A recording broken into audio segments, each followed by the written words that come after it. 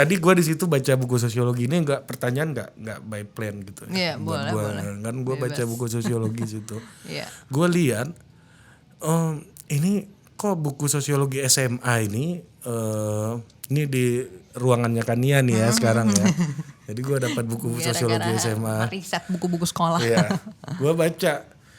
Ini dia bahas soal kelas sosial, tapi nggak ada Karl Marx-nya. Dia pakainya siapa ya? Gue lupa. Max Weber. Weber ngomong iya. kelas juga, tapi Iya. lebih tidak katakanlah tidak sefundamentalisnya Karl Marx lah ngomong sosial kelas. Dan juga di situ ada, gue lihat bab soal konflik misalnya. Konflik adalah sesuatu yang merusak dan menghancurkan. Nah, ada foto mahasiswa demo 98 di gedung DPR gitu ya. Ini adalah konflik politik katanya. Lu lihat gimana kita dibesarkan dengan materi pelajaran kayak gitu kan ya. Gimana menurut lu? Yang juga aktif di dunia pendidikan saat ini. Iya, itu orang baca Madilog dulu kali ya. Belajar bikin definisi, lo tau gak? Belajar bikin definisi dulu dah. Definisi kok bisa ini sesuatu yang merusak. Merusak ini kan udah nilai nih, udah gak netral lagi. Iya, makanya. Menurut gue merusak berarti bukan konflik. Kalau gak merusak bukan konflik, kacau banget ini. Ini belajar apa sharing iman?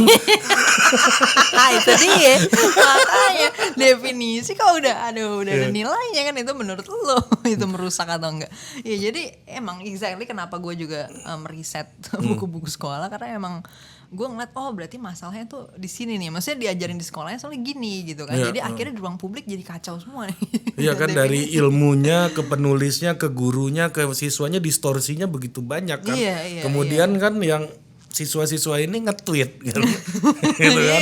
Dia ngoceh lah di Facebook kan.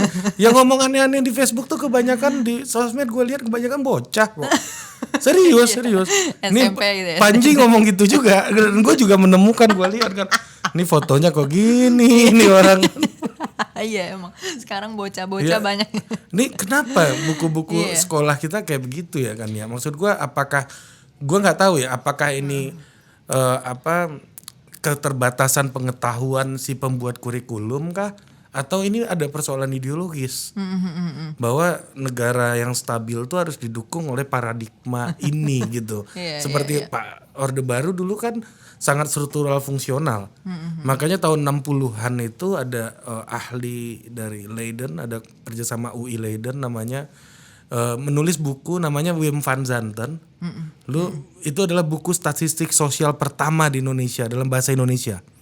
Karena waktu itu pemerintah Orde Baru itu perspektifnya sangat teknokratik, sehingga semuanya itu harus dalam tanda kutip harus terkuantifisir gitu ya. Nah jadilah pandangannya struktural fungsional yang menekankan kepada stabilitas dan tidak boleh ada perubahan sehingga konflik dianggap jelek gitu. Oh I see. Nah kalau hari ini gue merasa bahwa gue nggak tahu ya, maksud gue menurut lu aja ini keterbatasan pengetahuan sehingga yang lama-lama diwarisi tinggal dilanjutin, atau memang ini ada problem ideologis gitu di negara kita punya ideologi ini nih. Kalau menurut gue kalau ideologi lebih baik ya, minimal dia ada pikirannya gitu. Iya. Maksud gue walaupun kita nggak setuju ya gitu. Setuju.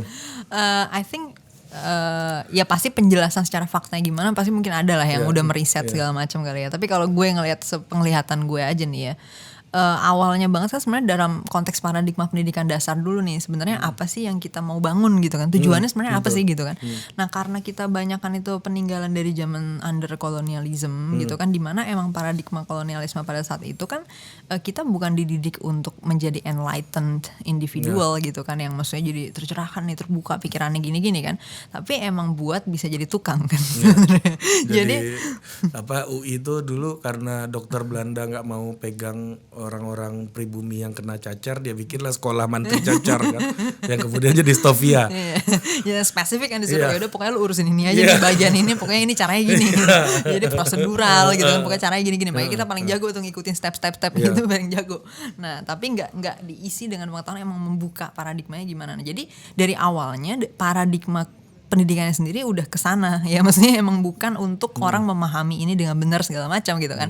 Nah sedangkan kalau kita paradigma yang adalah untuk emansipasi gitu kan, untuk tadi bagaimana memerdekakan pemikiran orang gitu, untuk keluar dari false consciousness segala macam, otomatis kita fokusnya akan lebih kepada memberikan pengetahuan untuk orang ngerti dong, lo ngerti nih supaya backgroundnya gini-gini. Nah kalau kita nggak punya tujuan itu ya jelas dong kalau caranya nggak ke arah sana kan. Jadi itu satu dari paradigma pendidikan. Kemudian yang kedua, ketika udah semakin kesini, ini ada dua aktor nih sebenarnya dalam konteks transmisi pengetahuan ini kan, dalam penyampaian pengetahuan ini kan, dari sisi si penulis bukunya sendiri, maksudnya yang produksi bukunya, sama gurunya. Nah ini dua ini bisa punya masalah yang berbeda loh. Ya, betul. Jadi yang dari makanya platform seperti Ruang Kita, Genius gitu. Genius. Itu relevan karena ada ketimpangan ini kan. Gitu loh maksudnya. Iya benar. Untuk menjawab persoalan gap itu gitu maksudnya. Iya, nah kan kita kalau misalnya kita harus mengubah, misalnya ada berapa juta guru nih sekarang, kan nggak susah dong. Tapi kalau kita punya misalnya 30 orang, kalau kayak di Zenius gue tahu kayak mungkin ya 60 lah maksimal gitu kan. Kalau kita 60 ini kita training benar-benar gitu kan, misalnya paradigmanya jelas nih gini-gini, ya jadi bisa bagus kan. Tapi kita sebenarnya pengen ini bisa semua kayak gini, tapi kalau misalnya harus langsung 6 juta orang, 7 juta orang kan susah kan pasti. Nah makanya that becomes the solution yang mencoba untuk menjawab ini. Nah masalah dalam konteks buku dan guru ini, gue ngerasa ada dua-duanya. Maksudnya yang soal apakah ada yang ideologically emang against ini, ada. Kalau misalnya kalau dalam pengajaran sains itu sering banget, kayak misalnya dalam pengajaran evolusi tadi, dia ideologically nggak setuju nih sama evolusi, gitu.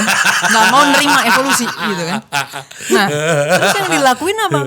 Bukan mengkritik evolusi yang benar, tapi penyampaiannya salah in the first place gitu. Kayak misalnya contohnya nih, evolusi itu bilang manusia dari monyet, nah itu udah salah gitu. Kita Nabi Adam gitu kan.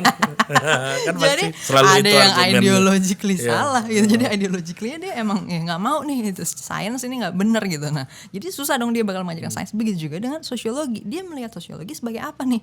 Nah kalau dia ngeliatnya ya sosiologi mah pokoknya yang penting ada, ya susah, yang penting ada nih di sekolah sosiologi. Kalau gue gurunya itu ya dapat buku kayak gitu kan ya, kalau gue guru sosiologinya, enggak, gue yakin siswa gue nggak ada yang lulus ujian karena gue kata-katain semuanya, ini ngaco nih.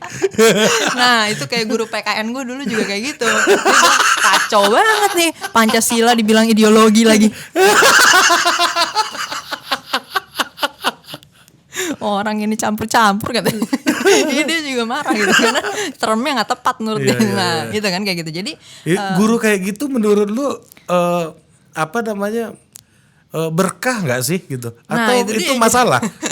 Ya menurut gue bagus sih, maksudnya karena gue dengan itu gue jadi baca bener juga bukunya. Kadang-kadang anak-anak juga mungkin nggak baca juga, maksudnya bukunya ngomong apa emang dia mau main aja di sekolah. Dulu waktu gue sekolah, Bu salah Bu, menurut Michael Schumacher kayak gitu betul. Michael Schumacher gila. Nah itu. Jadi dalam makanya Batara bilang gue di SMA lebih pintar daripada lu. Nah tapi mungkin ada juga misalnya dari sisi bukunya orangnya pasti secara sadar lah menulis ya. Tapi kalau dari sisi gurunya ada juga mungkin yang kayak dia juga nggak ngerti nih isi bukunya apa, jadi ya udah nyampein aja. Tadi ada ideological gitu, ada juga yang emang nggak ngerti atau ya kurang pengetahuan segala macam, ya dia nyampein aja nih walaupun dia nggak tahu itu sebenarnya apa isinya gitu kan. Gimana mau tahu itu salah, orang dia aja isinya apa aja nggak tahu. Nah, gue nanya ini ke lu kan kemarin gue habis baca bukunya Manuel Castells yang the communication power, the power of communication ya. Di situ dia bilang bahwa the fundamental form of power is to shape human mind katanya. Jadi membentuk pikiran manusia, dan itu bentuk fundamental dari power, sehingga semua rezim di dunia ini penting mengontrol buku sejarah gitu. Iya, makanya nah itu kan ada bagian yang kayak gitunya. Dan menurut gue gini, pengontrolan terhadap buku sejarah tuh mungkin paling permukaan menurut gue dalam konteks kontrol nilai ya. Tapi yang lebih mendasar lagi tadi, orang-orang sendiri juga banyak menjadi agen-agen yang nggak sadar dalam mempreserve nilai-nilai yang udah ada gitu kan. Jadi konservatif itu kan selalu ada, maksudnya kita orang-orang yang conserving emang apa yang udah ada. Nah ini juga jadinya kebawa dong dalam mengajar dan lain sebagainya dong salah satunya. Dan juga dalam menulis buku segala macam. Ya, memilih contoh-contoh segala macamnya udah terpatok di situ secara nggak sadar. Ada juga tapi yang secara sadar emang pengennya tetap kayak gitu. Nah ini juga terjadi. Jadi bertemu nih kepentingan yang emang untuk menjaga otoritas dengan orang-orang yang emang mau menjaga nilai-nilainya itu sendiri. Jadi kalau ibaratnya kalau kekuasaan itu udah permukaan lah, tapi nilai-nilai bagaimana orang menjalani hidupnya, ya kan, world view, bagaimana orang melihat dunia. Nah ini yang sebenarnya kan ini yang dilawan sama Marx paling awal banget ya kalau menurut gue. Ya justru kan dia kayak, nah ini nih opium. The opium of society, ya kan. Orang soalnya kacamatanya udah di situ, di lewat situ. Kalau kata Karl Marx kan, religion is the opium of society. Terus kata Zizek gini, the society is the opium itself. baru dengar tapi bagus, boleh.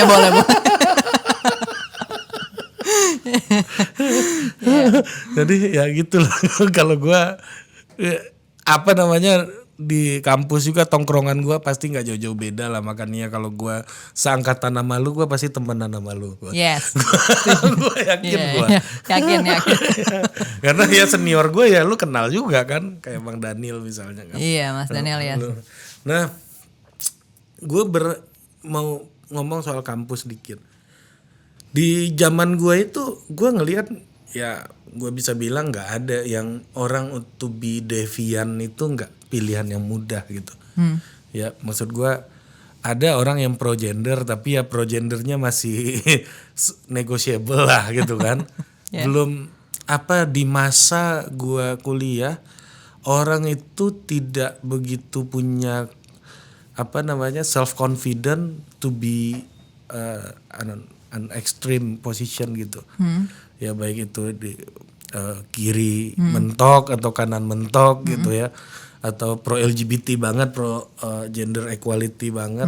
Semua orang tuh mencoba untuk bermoderasi. Iya, bermoderasi gitu. Tapi di masa lu kayaknya enggak gitu ya. Yes. Gua enggak tahu ya. Makanya apakah ada perbedaan enggak masa kita kuliah nih dalam 5 tahun yang berbeda. Gue 2011 sudah selesai soalnya. Gue enggak bisa tahu masa lu gimana, obviously. Makanya itu yang gue ceritain tadi soal semua orang cukup bermoderasi gitu ya.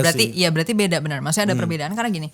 Dari awal banget gue mulai nulis di media aja, itu di Line Ad, itu udah sangat ideologis. Media-media orang-orang seumuran gua gitu. Semester 1, semester 2 gitu. Itu bener-bener kebangkitan proletar. Itu nama medianya gitu. Jadi emang udah ideologis banget dan nggak berusaha bermoderasi kecuali ya dalam konteks agama ya.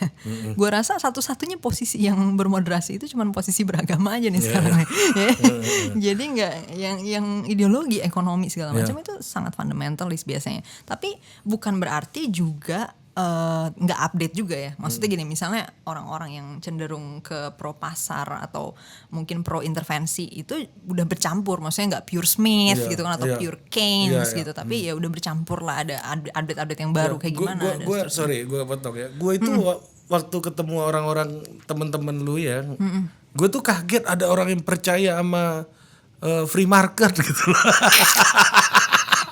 Di zaman gue kan itu dikata-katain neolib segala macam kan. Iya, nah. Kalau di zaman lu enggak, dia openly support free pasar market. Bebas. Iya itu dia. Jadi di zaman gue karena diskusinya juga lebih intens, mungkin juga karena teknologi udah lebih settled segala macam. Jadi diskusinya bisa lebih tektokannya lebih banyak gitu kan, di Line Ad bisa saut-sautan tulisan segala macam. Jadi emang kitanya juga lebih matang jadinya. Karena kita saling berdialektika gitu kan. Kita terus membenturkan tesis-tesis kita satu sama lain. Nah, dari situnya jadi untuk mengatakan oke, gue pro free market, kita udah tahu bahwa free market maksudnya ini, dan itu bukan berarti Thatcherian gitu kan. Maksudnya bukan berarti gue setuju nih sama Thatcher gitu. Bukan, free market itu lebih kepada ini gitu-gitu kan. Nah, tapi masih ada gak orang yang kayak gini? Ya tetap aja ada. Ya sama aja kayak ada nih orang anarko sama dengan perusak ya ada.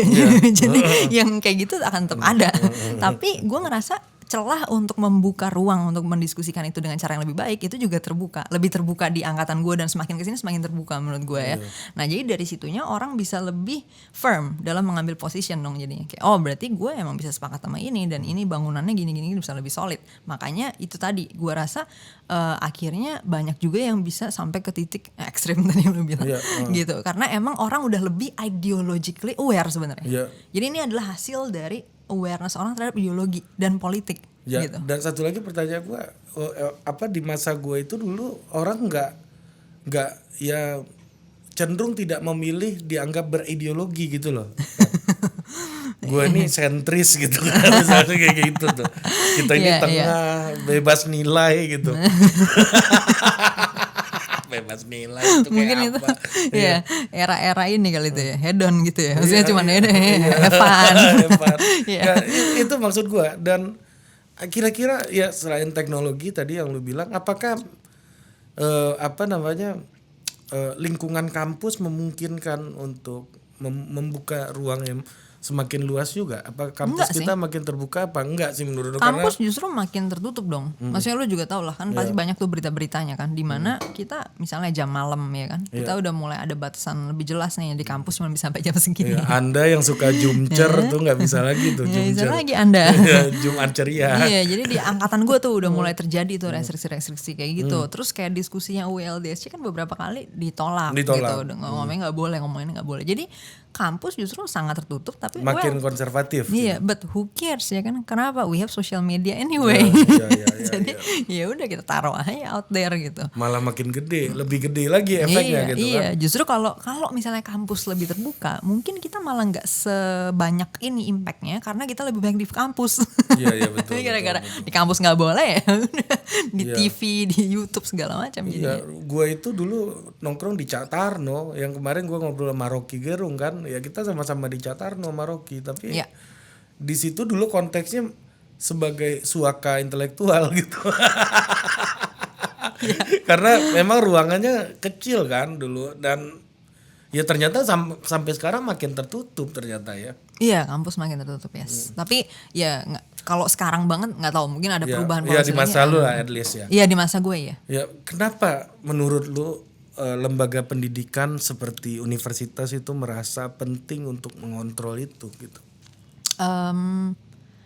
Ya pertama kalau untuk konteks ULDSC kita tahu penguasanya emang berseberangan sama kita ya bos. Nggak perlu disebut lagi. ULDSC berseberangan sama semuanya. Nah, tapi specifically topik yang dilarang itu specifically yang men-challenge norma-norma itu. Jadi emang pada saat itu penguasanya ya gue nggak tahu, mungkin sampai sekarang ya mungkin teman-teman juga udah sering tahu dengar namanya, tapi ya kira-kira itulah yang berkuasa gitu kan. Jadi emang di situnya sih, dan ya kayak misalnya SGRC juga waktu itu kan sempet ya nggak boleh pakai nama UI gitu, gara-gara kan ya SGRC terbuka untuk hak-hak ya memang boleh semua, mau dia LGBT mau dia straight ya nggak ada ngaruhnya gitu kan. Nah terus jadinya nggak boleh pakai nama UI lagi, again karena memang yang berkuasa dan ya dominan lah ya, nilai-nilai yang dominan memang nilai-nilai tradisional itu tadi gitu. Nah ini juga pertanyaan gue juga nih kalau nih, orang itu sebelum masuk kekuasaan bisa begitu liberal, begitu open minded, tapi setelah masuk ke kekuasaan dia menjadi lebih modern. Mau nggak mau dia harus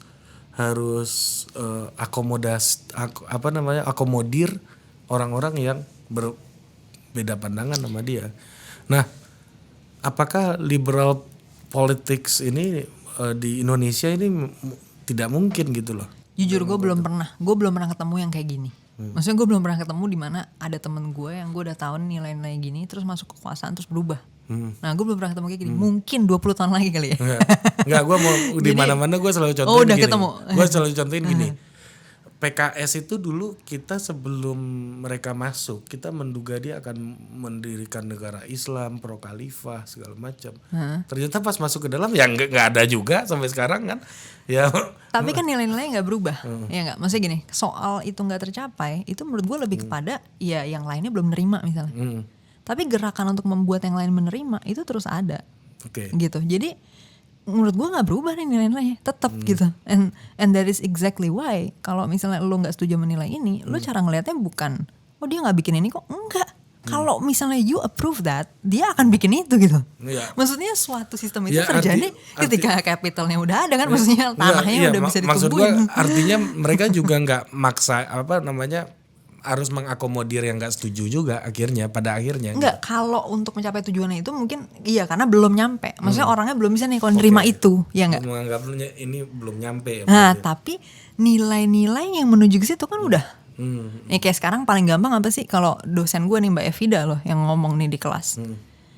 Menarik ya, 5 tahun lalu saya masuk kelas ini, dikit loh yang berjilbab. Dia bilang gitu. Lo dibully orang lo nanti. Mbak Evida bilang gitu, enggak Iya, ini Mbak fakta Evida. doang, Iya, fakta iya. ya kan. Nah tapi berarti apa? Ada dong pergeseran, Iya. ya nggak sih? Makin Nah, banyak berarti. iya kan. Nah dan lo tau lah maksudnya bagaimana budaya yang ada nih, narasi-narasi segala macamnya, dan orang-orang yang nggak melakukan itu bagaimana, bahkan yang keluar dari situ si Rina Nose kan sampai kayak apa tuh diserangnya sama seluruh Indonesia Raya ini kan. Jadi there's a big pressure dong untuk kesana ya nggak. Nah ini akan menjadi lahan gitu kan. Betul. Nah jadi gue ngeliat sistem itu bukan tumbuh di dalam ruang hampa dong. Daniel selalu ngomong gitu kan, sistem bukan tumbuh di ruang hampa. Nah dia akan tumbuh di tanahnya dulu, ada lahannya. Lahannya ini apa? Nilai-nilai di masyarakat dong. Ketika masyarakatnya udah gini, it's gonna be too big to fail. Oke. Gitu. Maksudnya udah mau nggak mau sistemnya akan terjadi. Nah that's always what happens gitu.